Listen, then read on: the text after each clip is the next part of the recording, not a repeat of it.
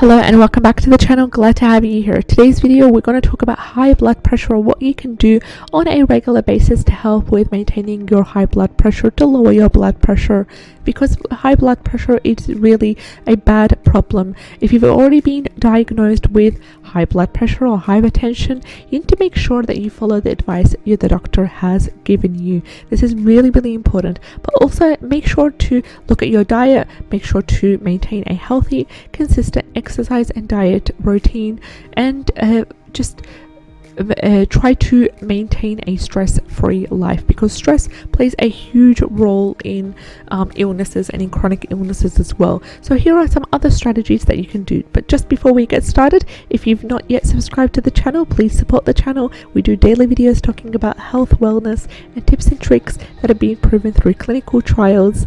And let's get started.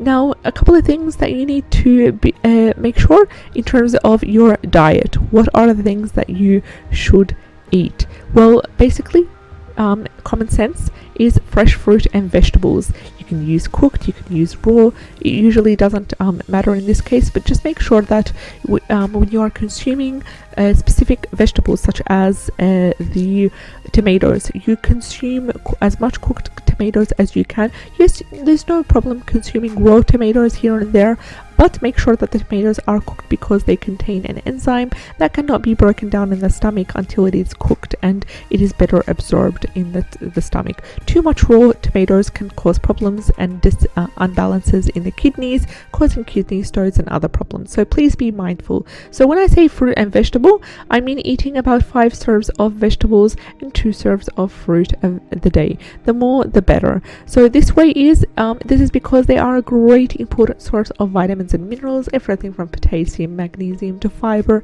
everything that your arteries and your body needs. Another thing is porridge. Porridge is amazing. It does 2 things. What it does is it helps you to lower your blood pressure as well as your cholesterol levels, and this is basically shown in clinical trials.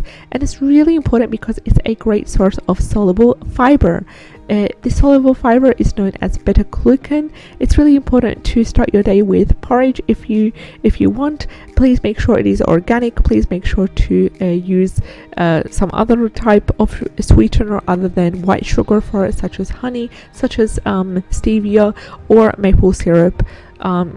Because white sugars, of course, they can cause you other problems as well. You need to cut back on alcohol. If you drink alcohol, it really does damaging effects, not only for your blood pressure, your body, in a spiritual way as well. It really does make you unable to process what you're going through on day to day. And I mean, heavy drinking as well is a problem here. So what that does is, because heavy drinkers tend to have high blood pressure, and this has been proven through clinical trials. Another thing is caffeine. So much studies all point to high blood pressure and excess caffeine consumption.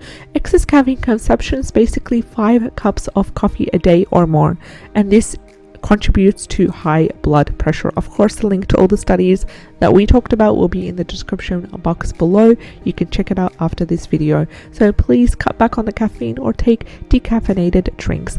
These were the most important 4 strategies and dietary changes for people with high blood pressure.